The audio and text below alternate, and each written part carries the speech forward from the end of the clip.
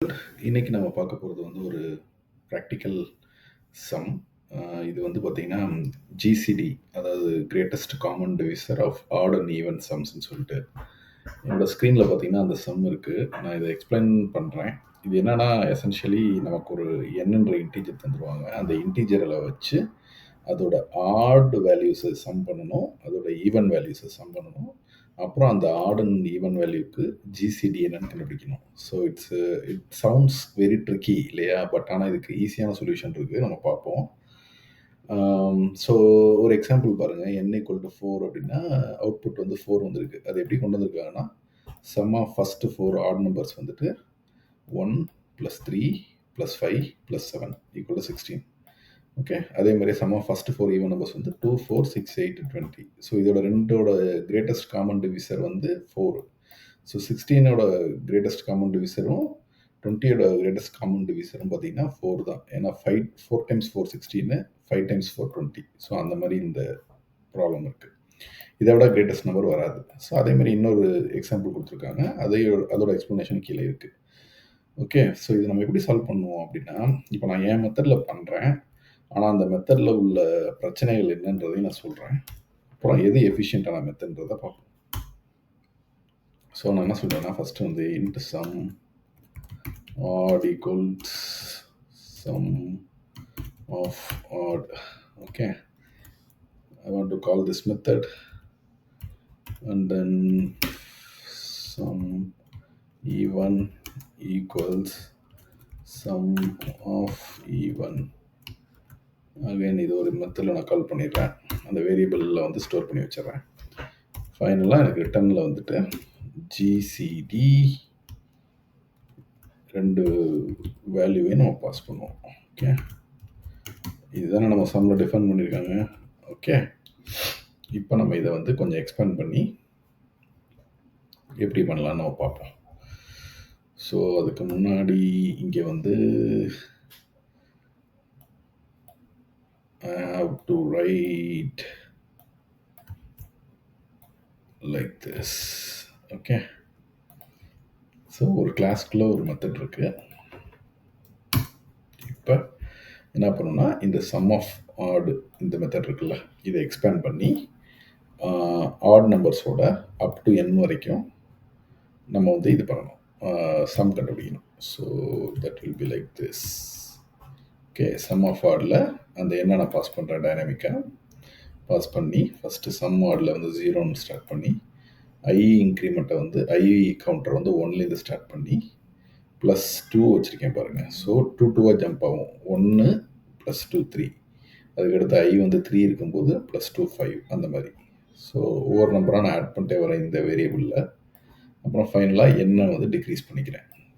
Because நமக்கு வந்து அது இதாகணும் இல்லைங்களா, ஒரு ஆட் நம்பர் ஆட் பண்ணுறோம், அதனால நம்ம அதை டிக்ரீஸ் பண்ணிக்கணும் அந்த எண்ணை மட்டும். ஓகே, சேம் வந்து ஈவன் நம்பருக்கும் பண்ணுவோம். ஓகே, ஈவன் நம்பருக்கு எப்படி பண்ணுவோம்னா, ஐயை வந்து 2லேருந்து ஸ்டார்ட் பண்ணுவோம். 2லேருந்து ஸ்டார்ட் பண்ணி greater than 0 பார்த்து I + 2 போட்டு அதே கண்டிஷன் தான் இங்கேயும் பண்ணுறோம். ஃபைனலாக ஜிசிடி பண்ணும்போது ஈக்குவலிடியன் அல்காரிதம்னு ஒன்று இருக்குது. ஈக்குவலிடியன் அல்காரிதம் என்னென்னா இப்படி இருக்கும் இந்த மெத்தடு. இதில் பார்த்தீங்கன்னா ஏ அண்ட் பியை நான் பாஸ் பண்ணுவேன். ஏ அண்ட் பியை பாஸ் பண்ணும்போது இந்த பி வேல்யூ வந்து 0வா இல்லாத வரைக்கும் நான் இதோட மாடுலஸ் வேல்யூ மட்டும் எடுத்துகிட்டே இருப்பேன். எடுத்து எப்போ பி = 0ன்னு ஆகுதோ அப்போ வந்து ரிட்டர்ன் பண்ணிடுவேன் ஏ வேல்யூவை. ஸோ இது எப்படி ஒர்க் ஆகும்னா, லெட் மீ எக்ஸ்பிளைன் யூ.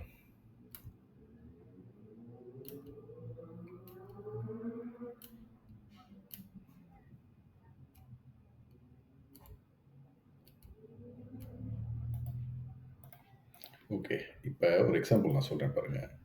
இப்போ லெட்ஸ் சே ஏ வந்து நமக்கு 48ன்னு வச்சுக்குவோம். பி வந்து 18ன்னு வச்சுக்குவோம். சாரி, 28 போட்டேன், 18ன்னு வச்சுக்குவோம். இப்போ என்ன ஆகும்னா, ஏ மாடுலோ ஆஃப் பி அப்படின்றது என்னன்னா 48ஓட மாடுலஸ் வேல்யூ. ஓகே, 48ஓட மாடுலஸ் எப்படி வரும்னா, ரிட்டர்ன் பண்ணோம்னா ப்ரோக்ராமில் 12ன்னு வரும். அது எப்படின்னா 48 வந்து 12 18ஆல டிவைட் பண்ணும்போது நமக்கு என்ன ரிமைண்டர் கிடைக்குதோ அதுதான் modulus. Okay. So what will come remainder வந்து என்ன வரும்னா 12 வரும். ஓகே, நான் பண்ணி காட்டல, பட் இதுதான் வந்து ரிமைண்டர் வேல்யூ வரும். 12ன்னு வருதா? இந்த 12 கொண்டு போயிட்டு நம்ம இந்த டெம்பரவரியில் வச்சிடறோம். டெம்ப் ஈக்குவல் டு 18 இங்கே இருக்கும். அப்புறம் இந்த பி வந்து என்ன ஆகும்னா 12 ஆகும். அப்புறம் அந்த ஏவை வந்து என்ன பண்ணுவோம்னா 12க்கு மூவ் பண்ணிடுவோம். ஸோ நமக்கு நெக்ஸ்ட் இட்ரேஷனில் என்ன வரும்னா ஏ வந்து 18 ஆகும், பி வந்து 12 ஆகும் நிற்கும். கரெக்டா? இதே மாதிரியே பார்த்தீங்கன்னா நம்ம அதை மாடலில் கண்டுபிடிச்சு பி 0 ஆகிற வரைக்கும் நம்ம வெயிட் பண்ணுவோம். ஸோ பி 0 ஆன பிறகு நமக்கு ஏ ரிட்டன் ஆயிரும். அந்த ரிட்டன் ஆகிற ஏ தான் பார்த்தீங்கன்னா நம்மளோட ஜிசிடி. ஸோ ஃபைனலாக என்ன ரிட்டன் ஆகும்னா 6 ரிட்டன் ஆகும். ஸோ நீங்கள் 48க்கும் 18க்கும் ஜிசிடி என்னன்னா 6 தான் ஆன்சர். ஓகே, பட் இந்த 48ஐயும் 18ஐயும் கொண்டு வரதுக்கு தான் நம்ம இந்த சம் ஆடு போட்டோம், சம் ஆஃப் ஈவன் போட்டோம். ஓகே, இப்போ என்னோட ப்ரோக்ராம் முடிஞ்சிச்சு. But this is not an efficient program. ஏன் சொல்கிறேன்னா, நல்லா பாருங்கள், நான் நிறைய கண்டிஷன்ஸை வந்து ரீயூஸ் பண்ணிகிட்ருக்கேன். இந்த ஒரு ஃபார் லூப்பு, அப்புறம் இங்கே ஒரு ஃபார் லூப். ஓகே, இந்த ஃபார் லூப் எல்லாமே பார்த்தீங்கன்னா தேவையில்லாமல் அந்த எண் வரைக்கும் நான் லூப் பண்ணிக்கிட்டே இருக்கேன். ஸோ இங்கே ஒரு பிக் ஆஃப் எண்ணு, இங்கே ஒரு பிக் ஆஃப் எண்ணு. What I mean is like this. இங்கே ஒரு பிக் ஆஃப் எண்ணு, இங்கே ஒரு பிக் ஆஃப் எண்ணு. ஸோ இது எல்லாம் பார்த்தீங்கன்னா கம்ப்யூட்டேஷன் அதிகமாகிட்டே இருக்கு நம்ம ப்ரோக்ராம். ஓகே, அப்போ நம்ம இதுக்கு என்ன எஃபிஷியண்ட்டான வழி இருக்குது அப்படின்னு நம்ம பார்த்தோம் அப்படின்னா, ரொம்ப சிம்பிளான ஒரு வழி இருக்குது. அது என்னென்னா, நல்லா நம்மளோட சம்மை பாருங்கள். சம் ஆஃப் ஆடு, சம் ஆஃப் ஈவன் தான் நம்ம கண்டுபிடிக்கணும். கரெக்டாக? ஸோ இப்போ நான் சம் ஆஃப் ஆடு கண்டுபிடிக்கிறதுக்கு இப்படி ஒரு மெத்தட்லாம் எழுதுறதுக்கு பதிலாக இந்த வேல்யூஸை நல்லா கவனிச்சிங்கன்னா தெரியும். 1 + 3 + 5 + 7 = 16. நம்மளோட இன்புட் என்ன? 4. ஸோ 4 × 4 16 வந்துருச்சா? இப்போ அதே மாதிரி சம் ஆஃப் ஈவன் நம்பர்ஸில் ஒரு பேட்டர்ன் இருக்குது பாருங்கள். 2 + 4 + 6 + 8 = 20. ஸோ 16 n டைம்ஸ் n + 1ன்னு போட்டிங்கன்னா இந்த வேல்யூ வரும். இப்போ இப்படி நான் போடுறேன்னு வச்சுக்கோங்க, n + 1 அப்படி நான் போட்டேன்னா என்ன நடக்கும்? 4 டைம்ஸ் 4 + 1 போட்டாலும் எனக்கு இந்த வேல்யூ தான் வரும். கரெக்டாக? So very simple.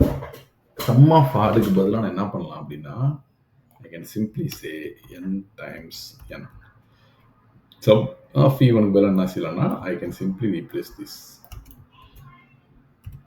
முடிஞ்சு.